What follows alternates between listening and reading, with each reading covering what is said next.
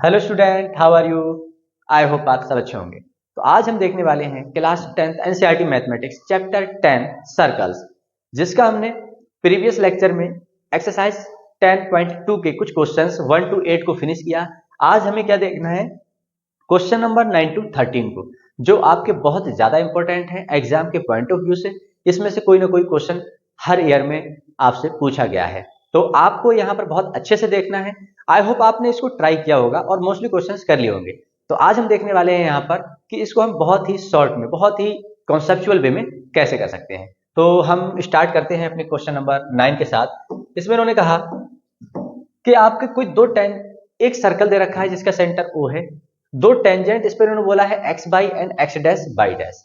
फिर उन्होंने कहा एक और आपका टेंजेंट है जो x बाई को A पर और x डैश बाई डैश को B पर इंटरसेक्ट कर रहा है, और टेंजेंट कहा C पर वो सर्कल को टच करता हुआ जा रहा है। फिर उन्होंने कहा है कि आपको प्रूव क्या करना है कि एंगल AOB इक्वल है क्या 90 डिग्री के। ये चीज आपको बस प्रूव करना है।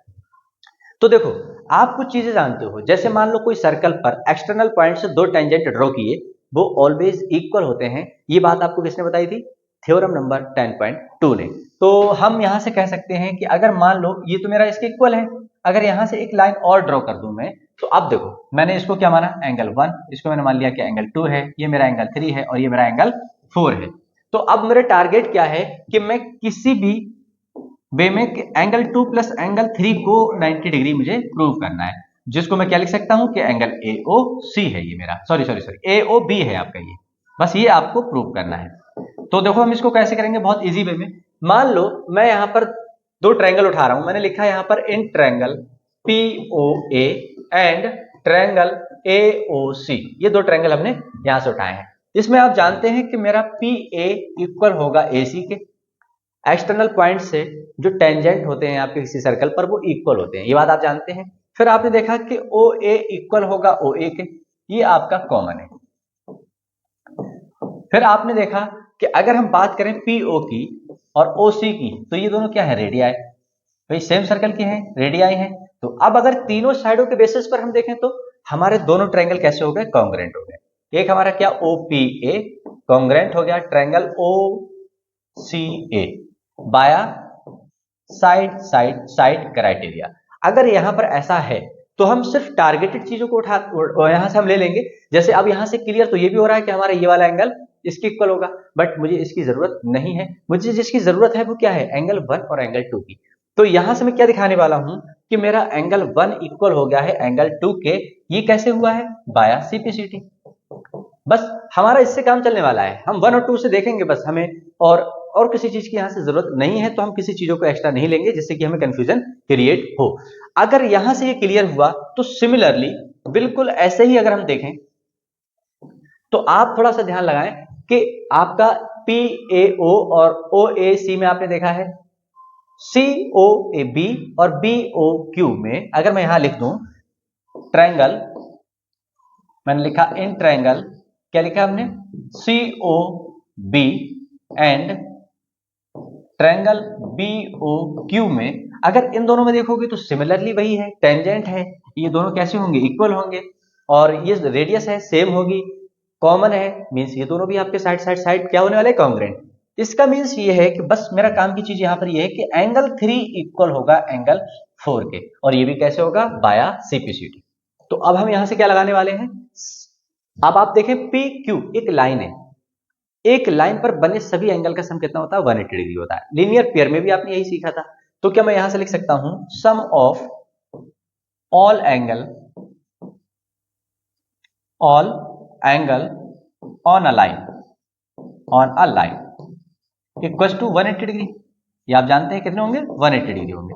इट मींस मैं आपको यहां दिखा सकता हूं कि angle 1 plus angle 2 plus angle 3 plus angle 4 equal to 180 degree. अब आप यहां से देखें कि एंगल 1 और एंगल 2 कैसे हैं? Same, equal. तो मींस कि एंगल 1 को मैं एंगल 2 लिख सकता हूं या फिर एंगल 2 को एंगल 1 लिख सकता हूं। बट मेरे जो यूज में आने वाले हैं वो कौन कौन से एंगल हैं? वो ये दोनों एंगल हैं, मींस 2 और 3। मींस आपको 1 और 4 को 2 और 3 में कन्वर्ट कर देना है। तो आप यहां से देख पा रहे हैं एंगल 1 किसके इक्वल है? एंगल 2 के। मींस ये क्या लिखा है आपका? एंगल 2 प्लस एंगल 2, ये कितना हो गया आपका? 2 टाइम्स ऑफ एंगल 2। सेम आप यहां देखेंगे तो 3 और 4 आपके सेम है, 3 4 सेम है, तो या तो आप 2 टाइम्स ऑफ एंगल 3 लिख दो या फिर 2 टाइम्स ऑफ एंगल 4 लिख दो, बट हमारा काम किससे बनने वाला है, एंगल 3 से। तो हमने इसको क्या लिखा, angle 3 plus angle 3, 2 times of angle 3 is equal to 180 degree. और यहां से अगर आपने 2 को लिया कॉमन तो angle 2 plus angle 3 equal to 180 degree. इन दोनों को कैंसिल आउट किया, 2 9 जा 18 0, और यहां से आपको क्या मिला कि angle 2 plus angle 3, angle 2 plus angle 3 को क्या मैं लिख सकता हूं, एंगल AOB। तो मैंने यहां लिखा एंगल AOB जिसका सम कितना आ रहा है हमारा 90 डिग्री। बस इतना सा आपको प्रूव करना था कि आपका एंगल AOB के 90 डिग्री है, और यहां से आप इसको कर चुके हैं प्रूव। तो आप चाहे तो यहां से लिख सकते हैं हेंस प्रूव, या फिर इसको आप हाईलाइट करके भी छोड़ सकते हैं। बहुत इजी होता है क्वेश्चन अगर आप उसको कॉन्सेप्चुअल मूव करते हो तब, अगर आपने उसको बेसिक को अच्छे से देखा है। अगर आपने बेसिक नहीं देखा है तो पहले आप जाकर के एक बार 10.2 का इंट्रोडक्शन पार्ट जरूर देखें, क्योंकि यहां से आपका कॉन्सेप्ट जो बिल्ड होगा वो आपके हर क्वेश्चंस में लगने वाला है। तो अब हम मूव करते हैं अपने नेक्स्ट क्वेश्चन पर। तो देखते हैं क्वेश्चन नंबर 10 में इन्होंने क्या कहा। इन्होंने कहा prove that the angle between the two tangents drawn from an external point to a circle is supplementary to the angle subtended by the line segment joining the points of contact at the centre. देखो सबसे पहले तो आप इतना एकदम अगर आप बहुत पूरा क्वेश्चन पढ़ते हो तो कंफ्यूजन क्रिएट होती है, तो हम स्टेप बाय स्टेप को क्वेश्चन पढ़ते जा रहे हैं और अपना बनाते जा रहे हैं। इन्होंने कहा prove that the angle between two tangents drawn from an external point, इतना आप बनाए पहले। आपको इन्होंने कहा कि एक कोई सर्कल होगा जिस पर टेंजेंट बने हैं तो किसी एक्सटर्नल पॉइंट से, तो आपने बनाया कुछ ये कुछ ये आपसे कह रहे हैं। इन्होंने बोला ये कि एक कोई एक्सटर्नल पॉइंट है, आपने इन्होंने कोई नाम नहीं दिया है, आप इसको P मान लो। इसको आपने माना कि A है, इसको माना आपने कि B है। यहां पर आपका सेंटर होगा, ये इस पर परपेंडिकुलर होगा, ये इस पर परपेंडिकुलर होगा। ये थ्योरम नंबर 2 ने आपको बताया था। फिर उन्होंने कहा to a circle is supplementary to the angle subtended by the line segment joining the points of contact at the centre. कह रहे आप इन दोनों एंगल का सम क्या सप्लीमेंट्री होगा, बस इतना सा आपको बताना है। तो देखो इसमें कॉमन सी चीजें क्या है जो आप बहुत अच्छे से जानते हैं। आपने सेंटर से टेंजेंट पर जो लाइन ड्रॉ की वो कितना एंगल बनाती है, 90 डिग्री, और ये कितना बनाएगी आपका 90 डिग्री। अब यहां पर एक प्रॉब्लम बचती है हमारे पास कि एंगल AOB आपको क्या प्रूव करना है, आप यहां लिख सकते हैं टू प्रूव कि angle AOB plus angle APB इनका सम आपको दिखाना है 180 degree. Supplementary angle means 180 degree. अगर ये कॉम्प्लीमेंट्री की बात करते तो हम 90 डिग्री से हम देखते। तो अब यहां पर क्या मैं एंगल सम प्रॉपर्टी लगा सकता हूं? ये सिर्फ प्रूफ इसलिए लिखा आपने कि जिसको आपको याद रहे, angle sum property, property of quadrilateral.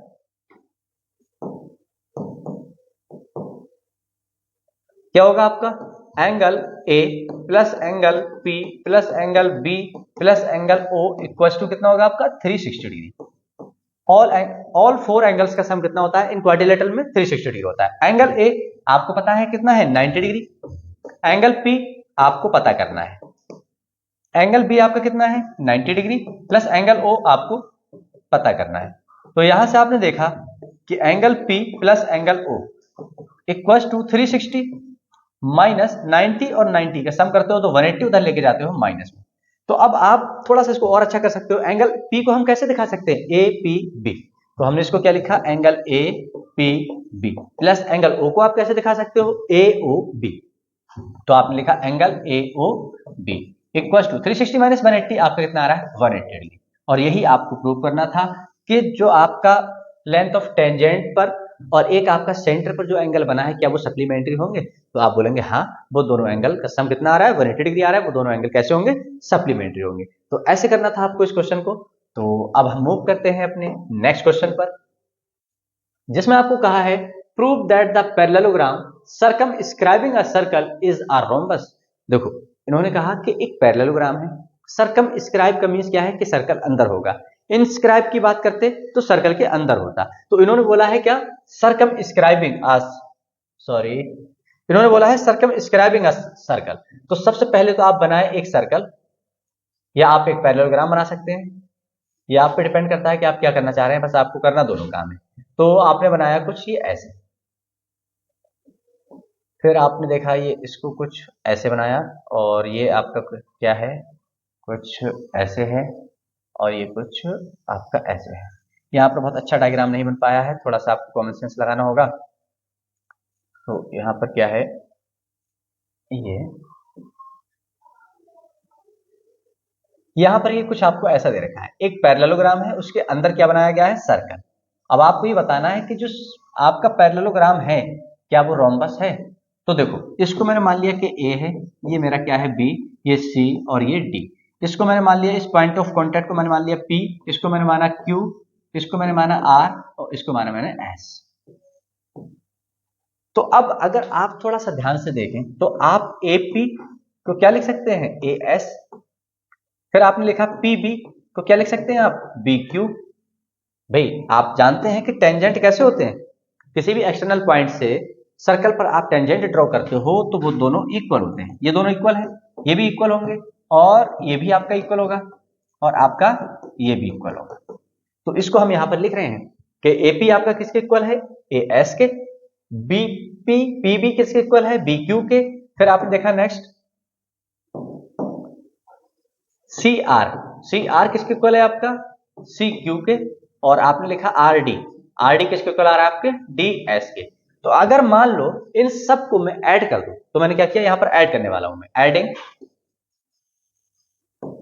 Adding मैंने एडिंग किया तो लेफ्ट हैंड साइड को मैं लेफ्ट हैंड साइड में ऐड करूंगा और राइट हैंड साइड को राइट हैंड साइड में ऐड करूंगा।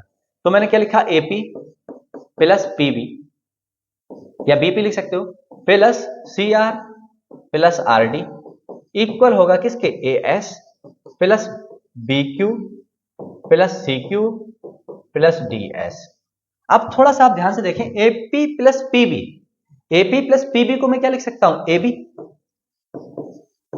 सी आर प्लस आर डी को क्या लिख सकता हूं मैं, C R plus R D को क्या लिख सकता हूं, सी डी। मैंने लिखा यहां पर C D equal to A S के साथ अगर मैं डी एस लिखूं, A S plus D S तो कितना आ रहा है, एडी प्लस अगर मैं इस बी क्यू के साथ सी क्यू को लिखूं तो B Q plus C Q आपका कितना आ रहा है, बी सी। इन्होंने कहा था कि A B C D is a parallelogram, is a parallelogram. Parallelogram का मींस क्या होता है, opposite sides are equal and parallel. मतलब मैं यहां से ये भी लिख सकता था कि ए बी इक्वल है किसके, सी डी के, एंड ए बी आपका पैरेलल होगा सी डी के। ये बात आप जानते हैं। सेम आपका अगर आप एडी से देखते हैं तो एडी इक्वल होगा किसके, बीसी के, एंड एडी आपका पैरेलल भी होगा किसके, सी सॉरी सॉरी सॉरी बीसी के। तो ये इतनी इतनी प्रॉपर्टीज आप बहुत अच्छे से जानते हैं कि पैरेललोग्राम में क्या होता है, opposite sides are equal and parallel. तो अब मैं ए बी इक्वल है सी डी के, तो क्या मैं इसको लिख सकता हूं two times of A B. अरे भाई ये दोनों इक्वल है, तो मैं सी डी के प्लेस पे क्या पुट कर दूंगा, ए बी और A B plus A B, two A B. Same इसके साथ अगर हम करें तो A D plus sorry A D plus C D ये दोनों इक्वल है, तो आप या तो दो बार ए डी लिख दो या फिर आप बी सी लिख दो। तो मैंने इसको क्या लिखा, to times of A D लिखा। टू से टू कैंसिल आउट हो रहा है, यहां से क्लियर हुआ कि ए बी इक्वल है ए डी के। अब आप ये बताएं कि ए बी हमारा जो ए बी है, जो आपका ये ए बी है, ये किसके इक्वल है, ए डी के। ये बात अभी आपने प्रूव की। ये बात पहले से जानते थे कि ए बी इक्वल होगा किसके, सी डी के। इट मींस आप यहां से इजीली लिख सकते हैं, देखो ए बी पहले से इक्वल था और ये आप निकाल चुके हो और ये दोनों इक्वल पहले से थे। मींस क्या हुआ कि आपका ए बी इक्वल हो गया बी सी के, इक्वल है सी डी के और ये इक्वल है डी ए के।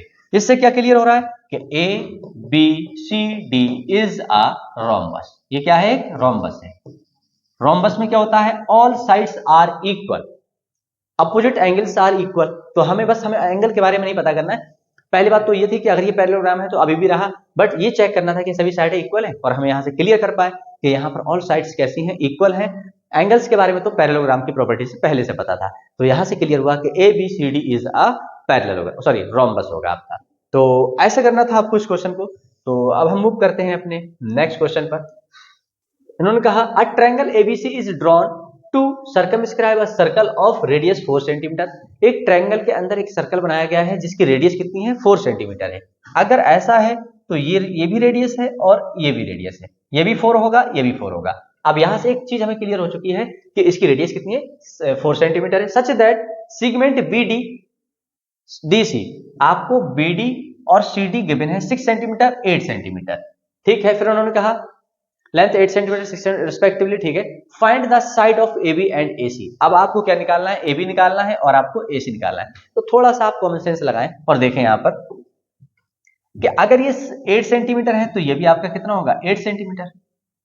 एक्सटर्नल पॉइंट से सर्कल पर टेंजेंट ड्रॉ करते हो तो दोनों टेंजेंट इक्वल होते हैं। सेम अगर ये आपका 6 है, अगर आपका ये 6 है तो ये भी कितना होगा, 6 सेंटीमीटर। अब यहां से एक बात और क्लियर हो रही है कि अगर मैं इसको x मान लूं तो ये भी मेरा कितना होने वाला है, x, क्योंकि टेंजेंट तो एक्सटर्नल पॉइंट से भी बन रहा है। मींस अगर मैं यहां से देखूं कि मेरा AC कितना है तो हम लिख सकते हैं x प्लस 6 सेंटीमीटर। और हम अगर बात करें कि AB कितना है तो आप लिखेंगे x प्लस 8 सेंटीमीटर। और अगर मैंने लिखा कि BC कितना है तो आप लिखेंगे 6 प्लस 8 14 सेंटीमीटर। तो यहां पर आपको तीनों साइडें पता है। तो सबसे पहले आप क्या करेंगे, इस पूरे सर्कल का एरिया निकाल लो।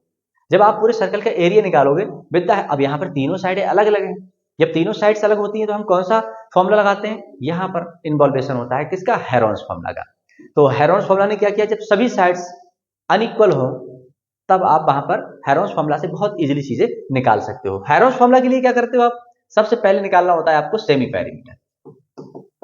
सेमी पेरीमीटर, इसको हम रिप्रेजेंट करते हैं एस के साथ। अब आप क्या लिखोगे, A B plus B C plus C A, तीनों का हम सम कर रहे हैं, तीनों साइडें हमें पता है तो हम एक ही बार में यहाँ पे इसको सॉल्व कर रहे हैं। ए बी प्लस ए सी आपका x प्लस 6 हो गया, x प्लस 8 है प्लस 14 है अपॉन 2, ये तो पेरीमीटर हो गया, इसको डिवाइड कर दोगे 2 से तो ये सेमी पेरीमीटर बन गया। जब इसको और सॉल्व करते हो आप तो ये देखो कितना आ रहा है, 2x प्लस 8 6 14 14 28 डिवाइडेड बाई 2। इसको और सॉल्व करोगे आप तो 2 कॉमन ले लो, ये कितना है आपका x प्लस 14 डिवाइडेड बाई 2 से 2 कैंसिल आउट। यहां से आपको एक s मिल चुका है, कितना है आपका x प्लस 14। अगर आपको यहां से s मिला है तो आप पहले निकाल लो, s माइनस a कितना होगा आपका, x प्लस 14 माइनस कर देंगे आप किसको, a को। किसी एक को आप a मान लो साइड, किसी एक को b मान लो। मान लिया कि मैंने, मेरा ये a है और ये मेरी साइड क्या है, b है, और ये साइड मेरी क्या है, c है। तो अगर मैं s में से a को माइनस करूं, या फिर आप पहले फॉर्मूला ही लगाएं, बहुत इजीली हम फॉर्मूले के बेसिस पे ही कर सकते हैं। तो हमने निकाला एरिया, एरिया का फॉर्मूला हमारा क्या होगा, रूट में s minus a s minus b s minus C, सबकी वैल्यू लगा दो, देखो कितना मिल रहा है आपको। s कितना है आपका, x plus 14, x plus 14 minus कर देंगे आप a को, a किसको मारा आपने, इसको, और ये दोनों प्लस है, माइनस करोगे तो x भी माइनस हुआ और 6 भी माइनस। फिर आप क्या करने वाले हैं, s minus b means x plus 14 minus x minus 8, फिर आपका क्या है x माइनस सी। तो s माइनस सी कितना है आपका, x प्लस 14 माइनस 14। देखो यहां से ये कैंसिल आउट हुआ, इस x से ये कैंसिल आउट हुआ और यहां से ये कैंसिल आउट हुआ। तो अब देखेंगे हम कितना आ रहा है हमारा, x प्लस 14 माइनस 6 आप करते हो तो आ रहा है 8, मल्टीप्लाई में तो वो है आप ये जानते ही हैं। 14 माइनस 8 करोगे तो आपका कितना आएगा 6, और यहां से कितना आ रहा है आपका x। अब यहां से आपको क्या मिल चुका है, एक हेरोन्स फॉर्मूला, 8 6 जा 48 x और ब्रैकेट में आपका x प्लस 14। यहां तक आप इसको सॉल्व कर चुके हैं कि एरिया आप इसका निकाल चुके हैं। अब आप एक बात ये बताएं कि आप इस ट्रायंगल का एरिया किसी मेथड से निकालो, एरिया तो सेम होगा ना भाई। कोई भी आपके पास ये डायग्राम है, सर्कल है, ये सर्कल अगर ये सेम है तो आप इस पार्ट का निकालो, इसका निकालो, इसका निकालो, तीनों को ऐड कर दो, कंप्लीट रहेगा तो वही जो एरिया एक्चुअल में था। तो सेम अगर मैं यहां पर अपना कॉन्सेप्ट एक लगा दूं कि अगर मैं इसको AOB और इसके साथ बना दूं और इसको मैंने क्या किया, इसके साथ बना दिया। तो अब देखें आप, इसमें मुझे थोड़ा सा स्पेस चाहिए होगा तो मैं इसको रफ कर रहा हूं। तो यहां से मैंने क्या किया कि अगर ऐसा है तो मैंने क्या लिखा, एरिया ऑफ ट्रायंगल क्या ABC। इस बार मैं एरिया ऑफ ट्रायंगल ABC निकाल रहा हूं, देखो कैसे निकालेंगे, बाय पार्ट्स में निकालने वाले हैं हम। तो मैंने क्या लिखा, 1/2 इंटू बेस, और इस बार मेरा बेस मैंने क्या माना कि AC मेरा बेस है, और परपेंडिकुलर डिस्टेंस इसकी कितनी हो जाएगी, इसको आपने D माना है, इसको आप E मान लो, इसको आप F मान लो। तो इसकी बेस कितना हो गया इसका AC। अगर मैं एक बार आप इसको और अच्छे से लिख लो जिससे कि आपको कंफ्यूजन ही ना हो, इसको मैं पार्ट्स में निकालूंगा और ऐड कर दूंगा। कौन से पार्ट, मैंने लिखा area of triangle AOC plus area of triangle COB plus area of triangle BOA या फिर AOB। अब अगर हम एरिया ऑफ ट्रायंगल AOC निकालें, AOC के निकालें, तो आप कैसे लिखोगे 1/2 इंटू बेस कितना है आपका AC, और हाइट कितनी हो जाएगी आपकी OF, जिसकी आपको परपेंडिकुलर डिस्टेंस पता होती है सेंटर से, या किसी ट्रायंगल की आपको हाइट पता हो तो 1/2 बेस इंटू हाइट, ये यूनिवर्सल फॉर्मूला आप बहुत अच्छे से जानते होंगे। तो 1/2, अगर हम किसकी बात करेंगे अब COB की, इसका बेस कितना होगा आपका BC into perpendicular distance OD plus 1/2 base इस बार किसका देख रहे हैं हम AOB का बेस कितना है आपका AB और परपेंडिकुलर डिस्टेंस कितनी है OE।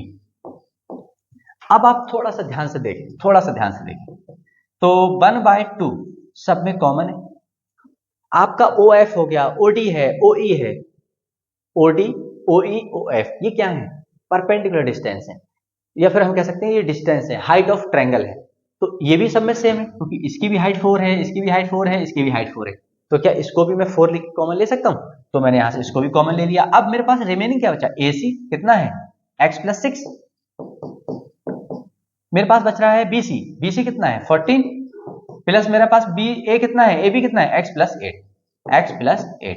तो अब यहां से अगर आपने देखा तो इसे कैंसिल आउट किया तो ये कितना आ रहा है आपके पास 2x plus x 2x plus 8 6 14 और 14 28, ये आपका इतना आ रहा है। अब आपने क्या किया, यहां से 2 को कॉमन निकाल लो, तो 2 कॉमन निकालोगे तो 2 2 जा 4 और ब्रैकेट में आपका कितना आया x प्लस 14। देखो एक एरिया आपका आ रहा है इतना और एक एरिया आपने निकाला है ये। अब आप इतना नोट कर लें क्योंकि मुझे रफ करके इसको थोड़ा सा पेज में मुझे और इंक्लूड करना होगा, क्योंकि एरिया ये भी है एरिया वो भी है, इन दोनों को मैं क्या करने वाला हूं इक्वेट। तो आप इसको नोट करें, मुझे थोड़ा सा स्पेस चाहिए होगा जो मैं यहां से बना रहा हूं। मैंने यहां से इसको थोड़ा सा स्पेस अपना बना लिया जिससे कि चीजों को मैं और इजिली आपके सामने रिप्रेजेंट कर पाऊं। तो ये आपने सब रफ कर दिया है, आपने नोट कर लिया होगा, इसको आप नोट कर लेना। तो आपने निकाला क्या एरिया ऑफ ट्रायंगल ABC। तो वो दो है, एक क्या है आपका ये पहले अभी आपने निकाला कितना 4 टाइम्स ऑफ x प्लस 14, ये रहा आपका, ये पहले निकाल चुके थे, आप इसको इक्वेट कर दो कितना आ रहा है 48x और x प्लस 14। तो अगर अब हम यहां से स्क्वायर जब रूट नहीं हटा रहे हैं तब तक तो हमें प्रॉब्लम रहने वाली है, तो मैं स्क्वायर करके इसका पहले तो रूट हटा रहा हूं। मैंने क्या लिखा स्क्वायरिंग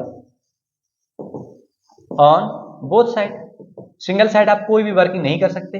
जब आपने स्क्वायरिंग किया तो देखो इसके स्क्वायर ने इसका रूट तो खा लिया, आपके पास बचा कितना x प्लस 14 और इधर मेरा क्या हुआ 4 का स्क्वायर। अब यहां पर कर लो आप 4 का स्क्वायर कितना आ रहा है 16 और इसका स्क्वायर करते हो तो इसका होल स्क्वायर। अब आपने देखा 16 3 जा 48, इस x प्लस 14 से एक ही पावर खत्म हो गई। अब यहां पर कितना बच रहा है आपके पास 3x और उधर आपके पास कितना बच रहा है x प्लस 14। अब अगर ऐसा है तो अब मुझे ये भी रफ कर दे रहा हूं क्योंकि मुझे इसकी भी जरूरत अब नहीं पड़ने वाली है। तो अब हम देखेंगे यहां से हमारा x को उधर लेके आए तो 3x minus x equals to 14 और यहां से आपको मिला 2x इक्वल्स टू 14। अगर x से इसको कैंसिल आउट करते हो तो आपको कितना मिल रहा है x इक्वल्स टू 2 7 जा 14। अब यहां से क्लियर है कि x की वैल्यू 17 आ गई। अब आपको चाहिए क्या है साइड AB और AC। तो आपने देखा था अभी आपने AP को क्या माना था, AB क्या है आपका ये x प्लस 8, तो x की वैल्यू है 7 और 8 पहले से था, तो यहां से आपको AB मिल चुका है 15 सेंटीमीटर। अगर यूनिट्स हमारी सेंटीमीटर में है तो हम सेंटीमीटर में लिख देंगे, अगर मीटर में होती तो मीटर में लिख देते। फिर इन्होंने पूछा है कि आपको AC भी बताना है, AC को आपने क्या माना था x प्लस 6 है ये, तो x की वैल्यू 7 प्लस 6 पहले से था, तो यहां से आपको AC की वैल्यू भी मिल गई कितनी 6 2 जा 12 113 सेंटीमीटर। यहां से आपको दोनों साइड्स मिल चुकी हैं AB और AC।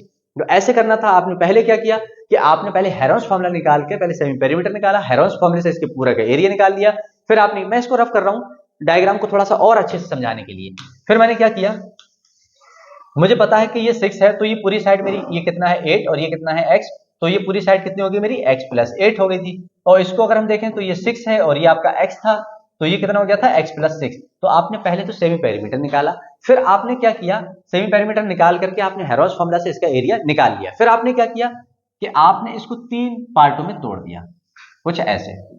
फिर आपने क्या किया कि अगर आपको बेस पता है और हाइट पता है, इसकी हाइट कितनी थी 4, तो आप इसका एरिया निकाल सकते थे। जो सेकंड पार्ट था आपका उसमें भी कुछ यही था, इसकी भी हाइट कितनी थी 4, बेस आपको पता था, इसकी भी सेम यही था। तो आपने इसका 3 पार्टों में निकाला, कौन कौन सा, AOB BOC प्लस AOC। जब दूसरा एरिया यहां से निकाल के आपने इक्वेट किया, वो आपका इतना इतना आया और फिर आपने इसको सॉल्व किया, तो यहां से आपको x की वैल्यू मिल गई। और जब x की वैल्यू मिल गई फिर आपको परफेक्ट AC और आपका AB और आपका BC तो पहले से गिवन था, ये आप बहुत इजीली निकाल पाए। तो आप इसको नोट करें। अब हम मूव करते हैं अपने नेक्स्ट क्वेश्चन पर। तो अब देखते हैं एक्सरसाइज का लास्ट क्वेश्चन, जो आपका बहुत इंपॉर्टेंट है और बहुत इजी भी है, बस आपको कॉन्सेप्चुअल चलना है। इन्होंने कहा prove that opposite sides of a quadrilateral circumscribing a circle. जो इन्होंने कहा कि एक आपका क्वाड्रिलेटरल है, उसके अंदर एक सर्कल बनाया गया है। पहले तो इतना हम काम कर लें जिससे कि हम इजीली इसको अपनी चीजों को मेंशन करते हुए चलें। ये मेरा इन्होंने कुछ दे रखा था कि सर्कमस्क्राइबिंग ऑफ क्वाड्रिलेटरल, तो ये कुछ मैंने बना दिया ऐसा।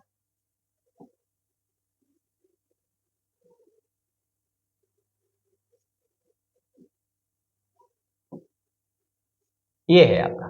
तो आपने माना कि इसमें सबको नेमिंग कर देंगे हम, ये हमारा A है, ये हमारा B है, ये C और ये D है, यहां पर सेंटर है। तो इन्होंने कहा कि subtended supplementary angles eight the centre of circle. इनका ये बस इतना साफ से कहना चाह रहे हैं कि जो अपोजिट साइड्स ऑफ क्वाड्रिलेटरल हैं उनसे जो सेंटर पर एंगल बना है, ये एंगल अपोजिट वर्टेक्स से जो एंगल बना है सेंटर पर, उनका सम, इसका सम और इसका सम क्या 180 डिग्री है। सेम आप ये भी बता सकते हो और आप ये भी बता सकते हो कि इन दोनों का सम कितना है। ये दोनों कैसी हैं, अपोजिट वर्टेक्स हैं, तो इन दोनों अपोजिट वर्टेक्स से जो सेंटर पर एंगल बना है इनका सम सप्लीमेंट्री है। सेम आपको यहां पर। तो अब आप क्या करने वाले हैं, देखो इसको बहुत इजीली हम करने वाले हैं, बहुत इजी मेथड से। मान लो आपने माना कि ये P है, ये आपका Q है और ये आपका R है, ये आपका S है। तो अगर मैं आपको बस एक प्लेस से ही इस पूरे को डिफाइन कर दूं तो आपके लिए बहुत इजी होने वाला है। मैंने क्या किया कि मैंने इन दोनों को मीट करा दिया। अब आप, ये क्या है आपका O है। अब आप देखें, बहुत ध्यान से देखना है। तो यहां पर मैंने क्या लिखा, इन ट्रायंगल, देखो OSA और OPA, इसको उठा रहे हैं हम यहां पर, OSA and angle triangle OPA। जब आप OSA और OPA में देखेंगे तो आप ये बात जानते हैं कि आप एक्सटर्नल पॉइंट से टेंजेंट जो ड्रॉ करते हो आप सर्कल पर, वो इक्वल होते हैं। यहां से क्लियर हुआ कि ये दोनों कैसे हैं, इक्वल है। तो मैं लिख सकता हूं ये कि मेरा AS इक्वल होगा AP के। फिर आपने देखा कि OS इक्वल होगा OP के, क्योंकि भाई ये भी रेडियस है, ये भी रेडियस है। रेडियस ऑलवेज कैसे होगी, सेम। आप लिखेंगे यहां पर radius of same circle. Same circle, एक ही सर्कल पे बात हम कर रहे हैं तो हमें ये लिखने की जरूरत नहीं है कि सेम सर्कल, बस आप समझेंगे कि रेडियस और एक ही सर्कल है तो इस सर्कल की रेडियस। फिर आपने देखा कि OA क्या है आपका, OA इक्वल OA, ये आपका क्या है, कॉमन। अगर ऐसा है तो आप ये लिख सकते हैं कि triangle OSA congruent with triangle OPA बाया साइड साइड साइड क्राइटेरिया। बस आपका जो टारगेट है आप बस उसको देखेंगे, उसके अलावा किसी को नहीं देखेंगे। यहां से दोनों हो गए कॉन्ग्रुएंट। अब आप मुझे बस इतना सा बताएं, बस इतना सा आपको बताना है कि अगर ये दोनों ट्रायंगल कॉन्ग्रुएंट हैं तो मेरा टारगेट क्या है कि ये वाला एंगल क्या इस वाले एंगल के इक्वल होगा। अगर इसको मैं 1 नाम दे दूं, इसको 2 दे दूं, ठीक है, और मैं इसको कलर अलग अलग कर देंगे जिससे कि आपको चीजें बहुत अच्छे से क्लियर होती रहे। ये आपका, इसको आपने मान लिया 3 है और इसको आपने माना कि ये सॉरी 3 है। अगर आप इसको मीट कराते हो तो ये एंगल आपका 4 हो गया, ये आपका 5 है और ये आपका कैसा है, 6 है और ये आपका 7 है और ये आपका 8 है। ये सब एंगल को मैंने अलग अलग कर दिया। अब आप ये देखें, क्या मेरा एंगल 1 क्या एंगल 2 के इक्वल होगा, क्योंकि ये दोनों ट्रायंगल्स को मैंने कैसे दिखा दिया, कॉन्ग्रुएंट दिखा दिया। अगर ये दोनों कॉन्ग्रुएंट हैं तो every corresponding part are equal, तो यहां पर एंगल 1 इक्वल होगा एंगल 2 के। हम यहां पर बहुत सारी चीजें लिख सकते हैं बट हमें लिखना नहीं है, क्योंकि हम नहीं लिखेंगे, हम सिर्फ उन चीजों को लिखेंगे जहां पर हमें थोड़ा सा, हमें अपने आंसर की तरफ ये चीजें जो लेके जा रही हैं उसको लेके चलेंगे। सेम आप क्या एंगल QOB और BOP में देखें, क्या ये दोनों ट्रायंगल आपके सिमिलर कॉन्ग्रुएंट नहीं होंगे। अगर ये होंगे तो आप इन दोनों को भी देखें और इन दोनों को भी देखें, मींस आपका ये दोनों, ये वाला पार्ट जो है वो भी कैसा है, कॉन्ग्रुएंट है।